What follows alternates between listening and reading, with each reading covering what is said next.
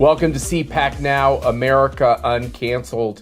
We were shocked the other day to read about this terrible story about 5 aborted babies, very late term babies, and it was broken. And of course, the D.C. government has said there's nothing to see here, but pro-life leaders are really alarmed and exercised. And so our next guest is someone who is just a veteran of this important cause for bringing rights to unborn children, someone I've actually known longer than my wife has known. He's a better friend of mine than yours. Okay, we're closer than you are. Family problems here.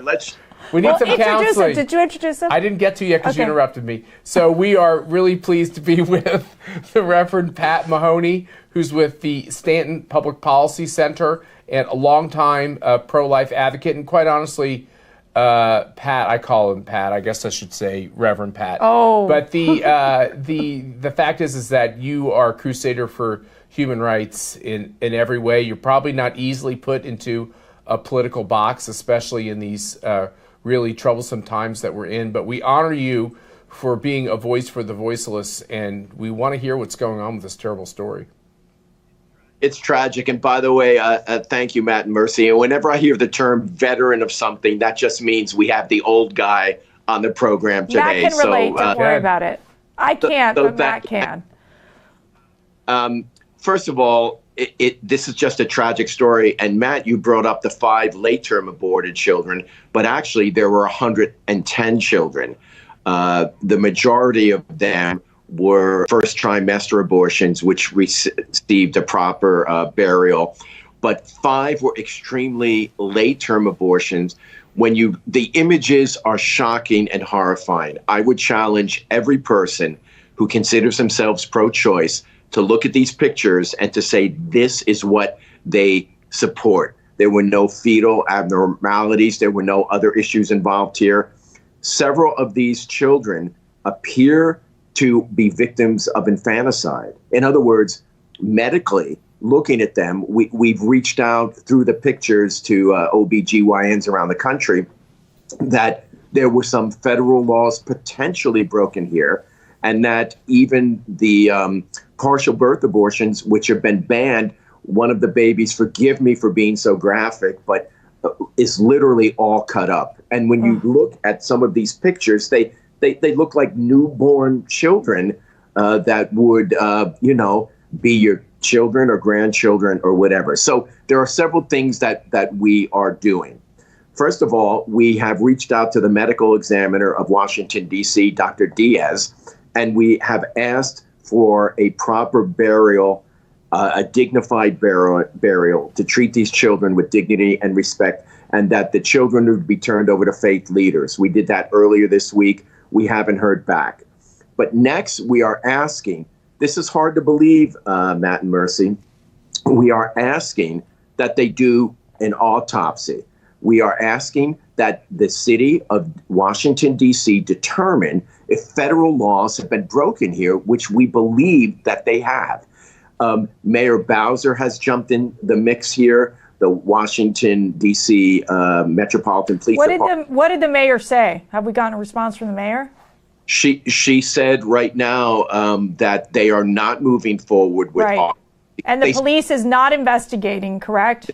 What they have said was they're really couching this language unless other information becomes available. And our position is other information. The images are there. Look at the babies you have there. So on Friday at 12 p.m. at the medical examiner's office, which is located at 401 East Street. This Friday. This Friday. Yeah. East Street, 401 East Street Southwest. It's where the D.C. medical examiner is. But Matt Mercy, this is where the babies are. The babies are in that morgue right now. So we are excited and honored. Also, CPAC is one of the co-sponsors of the event. And I just want to say right now, I am so thankful for Matt. Mercy, I don't want to create family drama here, but I have known Matt longer than you. And we knew Matt through an event in Wichita 30 years ago, a historic pro-life event in which Matt was involved. And of course, Mercy, your work. And I'm just so thankful for both of your personal commitment to the pro-life issue, and also with CPAC. You're one of the co-hosts. Priests for Life, Students for Life is involved. Live Action. The list goes on and on. But we were excited. 23 members of Congress wrote a letter to Mayor Bowser, asked her, let's do an autopsy here. Let's find out the facts. How can you? Here's the thing that really angered me and frustrated me.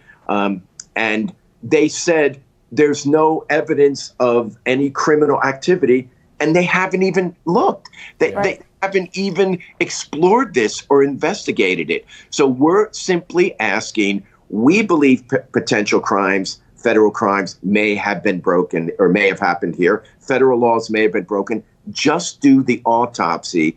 And then when you're done, please present it. We have national faith leaders across the board, people like Father Pavone, Bishop Coffey, and others who would be willing to give these children. And by the way, we did that with the Gosnell babies. Over in Philadelphia, we did the exact same thing with them, and they had a proper burial. And there was nothing to see with this Dr. Gosnell until they actually were forced to investigate it, and he was basically a serial killer. And so the same thing needs to be done here. You don't know if there's wrongdoing until you start investigating it. Pastor Mahoney, how do people contribute if we get to the point where we're going to be able to properly intern these young children? How can people contribute to that? Should we get back to people on paying for those services? Sure. We'll get back to that. I think their costs will be covered, but in my letter that I sent to Dr. Diaz, the chief medical examiner for Washington, D.C., we said we would cover all of the costs. Can you share the story about the individual you met? I think he was part of the security outside the medical examiner's office. That story is remarkable. Can you share that story with our viewers? Sure. So I go to the D.C. medical examiner's office, and Mercy especially teases me as a clergyman. I dress pretty casually, roaming the streets of Washington. Wait, casually is like a pair of Converse, Schlapp, okay? And a pair of jeans and like a hoodie that's probably like 20 years old that his wife has been trying to throw away. That's Pat Mahoney. You never throw Pat Mahoney clothes away because they all have an emotional attachment for me, which I almost did the show in my Nehru jacket. But anyway, let's put that aside. So I'm outside the medical examiner's office. I don't look like a clergyman at all. And the head of Federal Protective Services, who's oversees the security for the morgue, and the chief medical examiner, he comes out. I introduce myself. I tell him why I am there. I explain that we must stand for human rights and dignity, and these children deserve a proper burial. First of all, guys, he says to me, well, Reverend, we all know that abortions aren't allowed in Washington, D.C. after 12 weeks. And I said, sir, that is not true. I said, there is no limit in Washington, D.C. when abortions happen. And he seemed surprised by that. But then I said, officer, and here he is in his full uniform. He's got the gun and the taser and all the ribbons on him. And I said, would you like to see who's in your morgue? Would you like to see these children? And I had on my phone and I held it up to him and I showed it to him. And I said, these are the children. He was a big guy, probably been in law enforcement for years. He started to tremble and he looked at me and he said, Reverend Mahoney, that's murder. And then he paused a second and he said again, Reverend Mahoney, that's murder. Here's a gentleman who probably has never given to pro-life or pro-choice or any political cause, and just simply looking at this child, he made from a law enforcement position, from probably investigating crimes like this, or he goes, that's murder. And I said, sir, I could not agree with you more, and that's why we are having an autopsy. So everyone watching this program needs to understand what's at risk here. And we actually are going to have pictures and video of the children, the actual children. One of the gentlemen who filmed them will be at this rally. Once again, we're just really honored to have CPAC as one of the co-sponsors of this event. And we encourage everyone Friday It's at the 401 E Street, the letter E Street, Southwest in Washington, D.C. At noon, right? At 12 p.m. We may get some members of Congress, as you both know better than I do. Friday, they all head to their districts, but we're hoping to get some to come out. And we are doing the hashtag Justice for the Five, and we'll make sure we put that up there. So if you're active on social media, make sure to also put that hashtag up, Justice for the Five. We will be there. We're going to be taping, hopefully live streaming the event, the rally tomorrow. It's important for all of us to come together because this is just such a horrific crime, and these children should be honored and buried appropriately, and this should never ever be happening here in the United States. And Pat, you know this, but there's this terrible law that was signed into law in Colorado. Yeah. We have a couple of different pieces of legislation. Can I just say two things real quick? So on the law in Colorado, they codify abortion in the statute, and they basically say that fertilized eggs, embryos, and fetuses, they have no independent right. So that's part of it. But in Maryland, it gets worse because there's legislation dropped that would actually include the definition of abortion to afterbirth. So you have this terrible Governor Northern concept of keeping the baby comfortable so that after birth, whether intentionally or unintentionally, because if it was an abortion that actually allowed the baby to live, you would still legally be able to kill that child. It's just incredible. And Matt and Mercy, as you both know, of veterans of this movement, I remember in the day 49 years ago, I know many of the viewers are wondering, how can a man that youthful have been 49 years? We argued, or it was argued by the pro-choice community, that they were just a clump of cells. Yes. I would tell everybody, go to Live Action, go to their website. The pictures are up there. And I would issue anyone, AOC, President Biden, to look at those pictures and say that this is moral, that this is just, that this is human rights, and that these children don't need protection. They are horrifying. They are tragic. And I think everyone needs to look at those and then make a determination. And Pat, the other thing that's really clear when you look at these pictures, you can, despite the fact that Judge Jackson seems to have trouble with this, you can know that they are live human beings. They were alive. And you can know their gender. That's right. These are things, this is like holding a newborn in your arms. And we don't know the stage in which their lives were taken. But this whole idea of abortion being a clump of cells early in a pregnancy, all that propaganda is now, washed away when you really see what really happens. Just look at the pictures. Let's get past the sloganeering from pro-choicers, the slick ads that Planned Parenthood has. This is what you guys support. Right. Take a look at these aborted children. It will crush your hearts for sure. Well, we look forward to being with you at the rally on Friday. Yep. And for all of you out there, please pray. Please pray for an end to abortion in this country.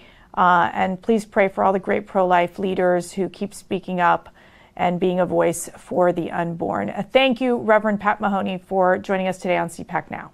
Thanks for having me, guys. And we'll be right back.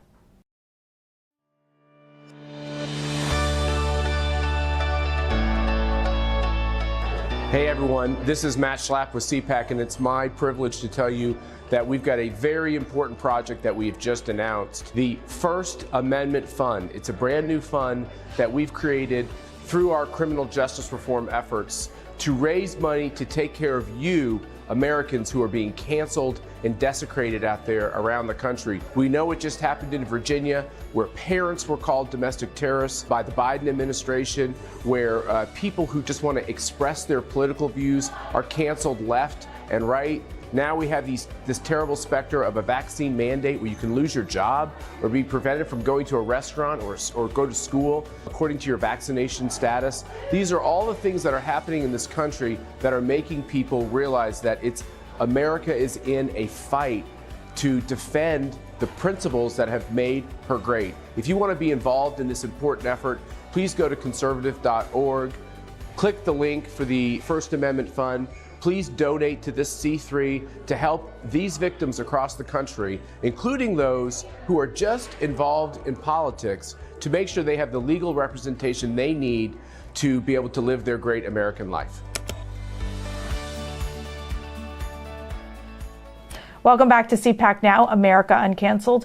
You know, I got to tell you, Matt, this abortion issue, what we're seeing, especially what happened in D.C., is just, it's heart-wrenching, you know? And I think we have to realize that at the end of the day, it's about the value of every single human life. And to watch these babies being murdered the way they've been murdered, I think it's a wake-up call for all of us that we got to stay involved, we got to be activated, and it's why we here at CPAC are so committed to the pro-life cause.